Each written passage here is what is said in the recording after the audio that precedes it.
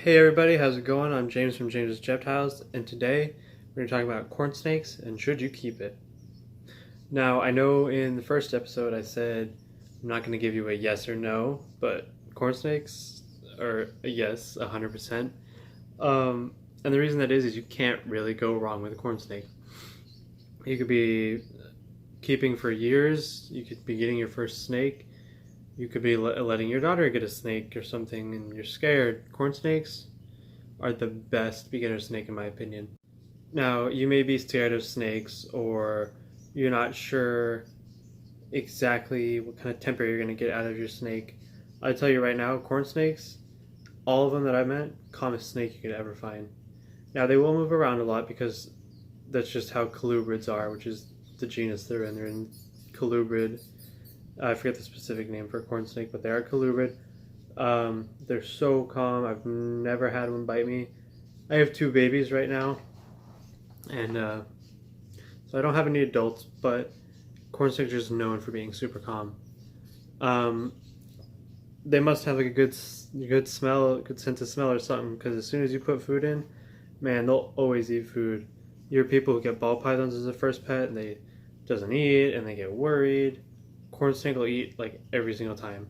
Just once a week, put a little pinky in there or something, it'll gobble it up. Sometimes you feed them 2, no problem. Corn snakes are native to the whole southeast corner of the United States down by Florida. There's all sorts of colors and variations. I'm sure that's not what you find in the wild, but this is what's known as a reverse okatee. It's really pretty. It's the reds and the oranges aren't showing up quite as well on camera, but one of the reasons I recommend corn snakes as a good first pet is that there's so much information on the internet because they're such a good pet. Everyone talks about them. Now, I wouldn't say this video is any kind of like care sheet or like how you should take care of it. I'm not getting into any specifics, but there's a lot of that information out there.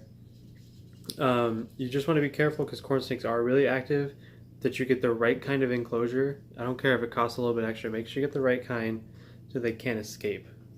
And you're going to really thank yourself for that because you're going to buy in a cheap one and it's going to get out and you're going to find it dead, and then you're just not going to want a reptile anymore, and that's no fun. And corn snakes are pretty cheap. So when you're getting into the reptile hobby, I know a lot of people have this misconception that reptiles aren't super expensive. And as you get more into it, you realize that they are, and the different colors and stuff. Corn snakes, you can get them as cheap as like 20 bucks if you get them as a baby from some certain places. Man, he's really acting. But I've seen the most a corn snake, unless you're getting for like super high end, $200 max. Anywhere from like $20 to $200 you find them, which is pretty good. Corn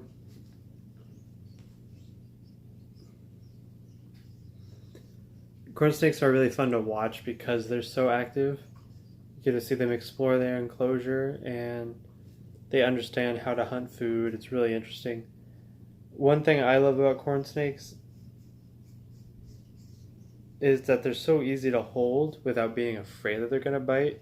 I made a video about how to hold snakes and how to be confident.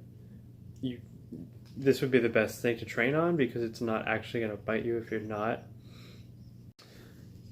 Now, I mentioned corn snakes being really good eaters. One reason a lot of people like corn snakes is you can go out and not feed it live mice. You can buy frozen mice. You can keep them in the freezer as long as everyone in your house is okay with that. I know some people kind of freak out. You can keep them in the freezer and you don't have to go to the store, but we can get some. And the corn snake will eat the frozen mouse almost every time. I've seen people feed them all sorts of stuff, baby rats once you're big enough.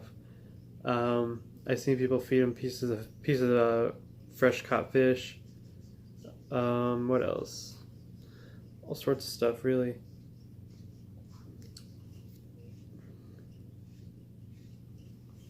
I forgot to mention as I was editing this, corn snakes don't really need heat. like I live in California and I have other reptiles in my room. I don't keep any heat on them. My room temperature is like 77, 78. Maybe you want a small heat mat or a small heat lamp, but as colubrids, they don't really need any heat unless your house stays like pretty cold. Now, personally, I recommend corn snakes for a beginner snake. I do own ball pythons. I just happen to think corn snakes are better for beginners because they're more likely to eat and they're more interesting, in my opinion, as a snake. Now, that being said, you can still go, and it doesn't have to be your first one. As long as you do research, you're fine. My name is James Welter from James's Reptiles.